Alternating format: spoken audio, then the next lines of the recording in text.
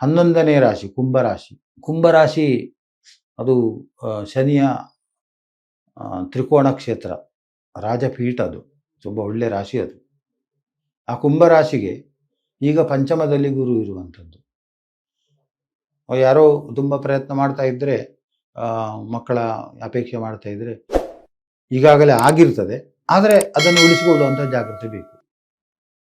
ಪ್ರಿಮೇಚೂರ್ baby ಬರ್ಬೋದು, ಅಥವಾ ಏನಾದರೂ ಇದು ಪ್ರೆಗ್ನೆನ್ಸಿಯಲ್ಲಿ ಸಮಸ್ಯೆಗಳು ಬರ್ಬೋದು.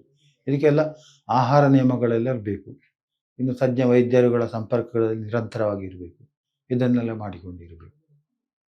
ಇನ್ನು ಮಕ್ಕಳ ವಿಚಾರದಲ್ಲಿ ಈಗಾಗಲೇ ಮಕ್ಕಳಿದ್ದವರಿಗೆ ಮಕ್ಕಳಿಗೆಲ್ಲ ವಿದ್ಯಾಭ್ಯಾಸದಲ್ಲಿ ಖರ್ಚುಗಳು ಇದೆಲ್ಲ ಆಗ್ತದೆ. ಕುಂಭರಾಶಿಗೆ ಪಂಚಮದಲ್ಲಿ ಗುರು, ಅವನು ಏಕಾದಶ ಸ್ಥಾನವನ್ನು ವೀಕ್ಷಣೆ ಮಾಡ್ತಾನೆ.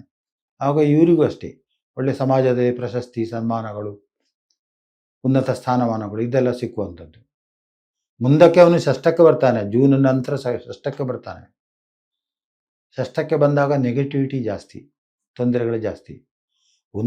ಸಿಕ್ಕಿದ ಉನ್ನತ ಸ್ಥಾನವನ್ನು ಉಳಿಸಿಕೊಳ್ಳುವಂಥದ್ದು, ನಿಭಾಯಿಸುವಂಥದ್ದು, ಇಂಥದ್ದೆಲ್ಲ ಸಮಸ್ಯೆಗಳು ಅಲ್ಲಿ ಪ್ರತ್ಯಕ್ಷ ಆಗ್ತದೆ.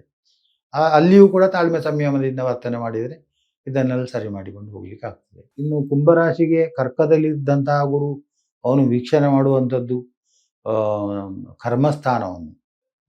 ಉದ್ಯೋಗದಲ್ಲಿ ಇರುವವರಿಗೆ ಅಥವಾ ಉದ್ಯೋಗ ನಿರೀಕ್ಷೆ ಮಾಡುವವರಿಗೆ ಉದ್ಯೋಗ ಸಿಗ್ತದೆ. ಜೂನ್ ನಂತರ ಉದ್ಯೋಗ ಪ್ರಾಪ್ತಿ ಆಗ್ತದೆ. ಆಮೇಲೆ ಉದ್ಯೋಗದಲ್ಲಿ ಇದ್ದವರಿಗೆ ಎಲ್ಲಿಯೂ ಬೇರೆ ಕಡೆ ವರ್ಗಾವಣೆ ಬೇಕು, ವಿದೇಶಕ್ಕೆ ಹೋಗಬೇಕು.